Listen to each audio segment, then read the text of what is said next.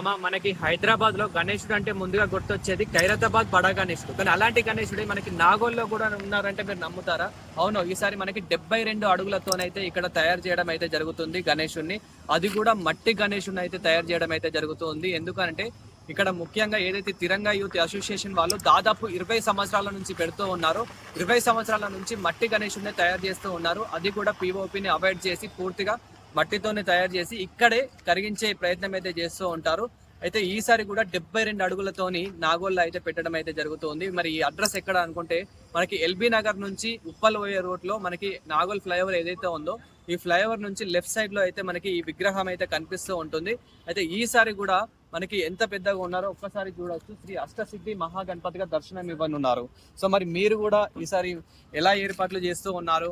ఎందుకంటే మనకి గణేశుడి పండుగ అంటేనే మనకి ఆ నవరాత్రులు ఏదైతే ఉంటుందో ఆ నవరాత్రులు ఈజీ ఇట్టే గడిచిపోతూ ఉంటుంది. ఆ నవరాత్రులు కూడా మనం ఎంతో ఎంజాయ్ చేస్తూ ఉంటాము గణేశుడి పండుగకి. మరి ఈసారి మీరు కూడా ఎలా ప్లాన్ చేస్తూ ఉన్నారు? మరి ప్లాన్స్ అనేటివి ఫ్లాప్ అవుతున్నాయా, సక్సెస్ అవుతున్నాయా? కామెంట్ చేయండి.